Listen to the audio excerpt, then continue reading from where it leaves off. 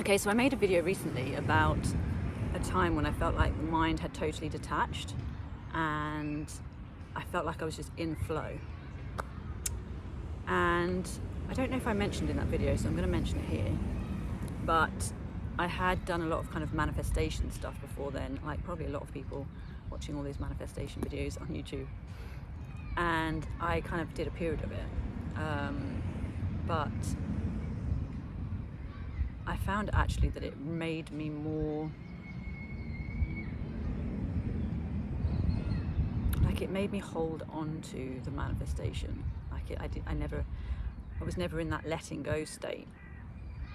And I think sometimes, like, the more we try and do something, the more it just doesn't work in a way. But what I found when I was in this state where the mind was detached, so I don't know if I should just quickly explain that a little bit again.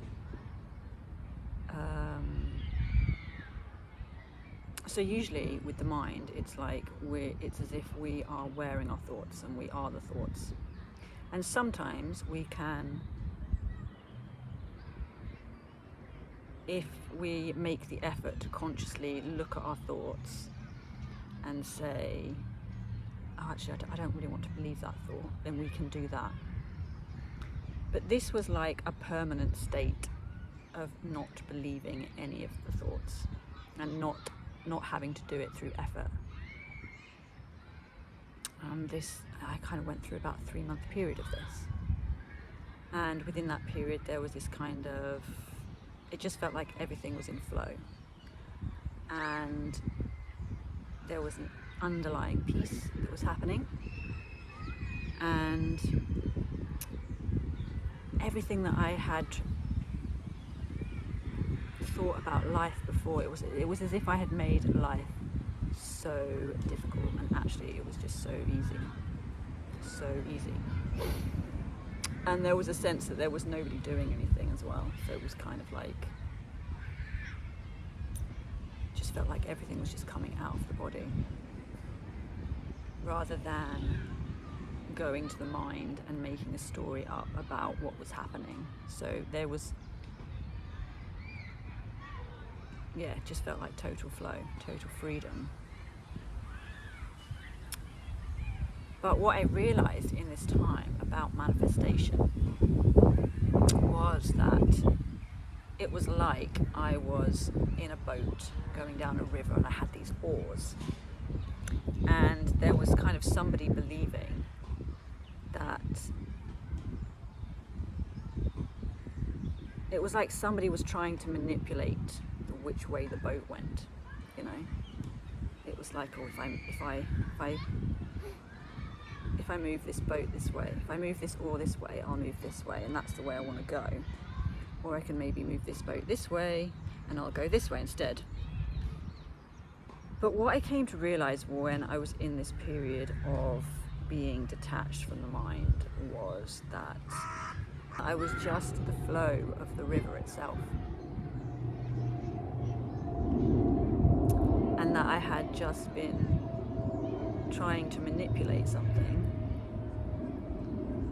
And the energy of trying to manipulate something, all that energy of trying to manipulate something to go in a certain direction, had been the thing that had been so exhausting. So exhausting. And when I was in this mind-detached place, it was as if I just knew that I was the flow, and that I was very happy just to see where the flow took me, and that actually that was like the beauty of it. Like that was so beautiful, that it was all just, it just felt so natural and effortless and kind of like,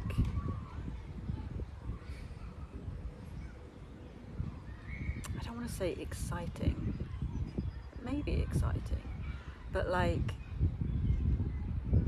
there was a beauty in the effortlessness, I suppose. It's really hard to try and describe.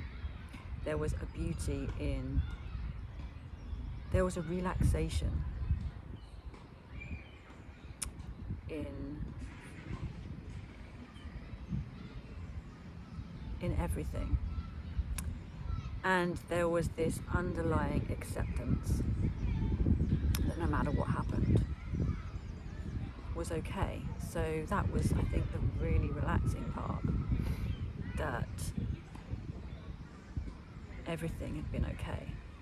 So I should say as well before this that I got into non-duality as well, like probably about 8 years prior to getting into Kundalini.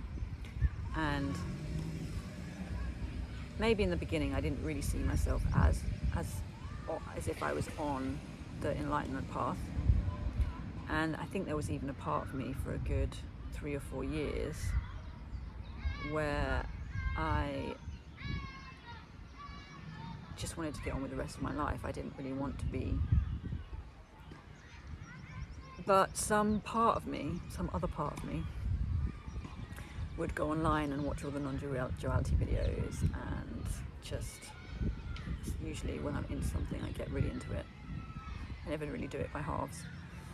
And it was the same way with non-duality. It was just kind of like really, I was just so fascinated, but I spent a long time looking for an answer, trying to find an answer. Like, if I watch the next video, I will somehow get something from it. I will gain some information, an answer, a way of understanding. And then once I got into Kundalini, there's, especially Kundalini Activation, I would say, I mean, I haven't done Kundalini Yoga, so when I talk about Kundalini, I'm really talking about Kundalini Activation. And I think they are, although obviously, essentially it's the same thing, but it's just a different method of going about it. So Kundalini Yoga is about technique and doing certain poses and certain breathing techniques, whereas Kundalini Activation is literally, you just go in to a kind of like, it's like a kind of workshop or a kind of class that people put on, and you just literally lie down on a yoga mat, people play some music, and then they just touch you on your chakra points, and it's a kind of energy healing, or it's like getting really connected to yourself, your body, your emotions, and really allowing everything to arise, just to arise. So it's kind of like a surrender to what is. It's a surrendering to what is. And that was so powerful for me at the time, because I was so in my head and I was so looking for answers, that I really, really needed that surrender stage, that surrender element that Kundalini Activation offers. And I think that's the beauty of it. It's just incredible. So I was going somewhere with this, what I was saying, but I can't remember where I was going with it now.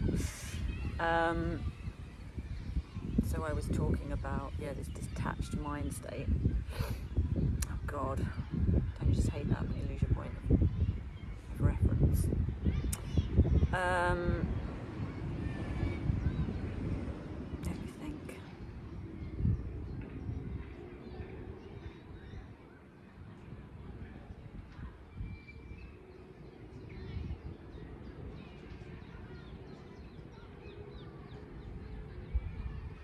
So I suppose what I'm saying is that this idea of trying to find an answer has slowly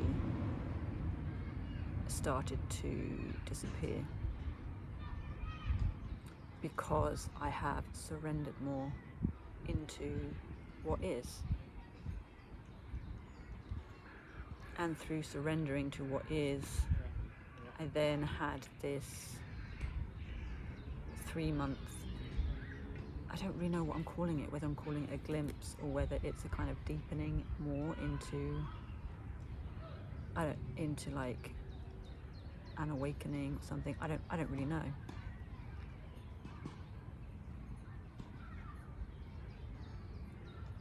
But what I do know is that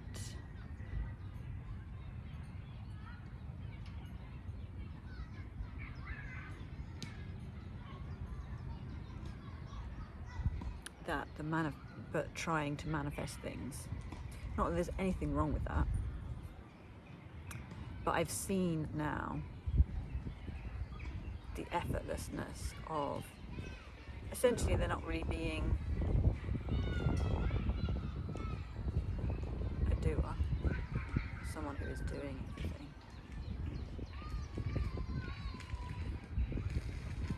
That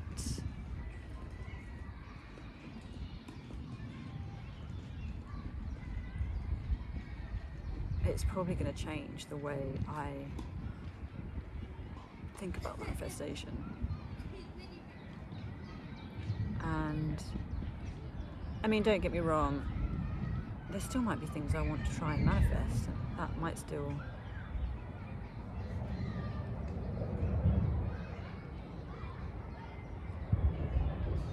happen. And I should say as well, like, this 3-month period of my mind being detached, it's not how I feel now, so it was kind of like a momentary thing.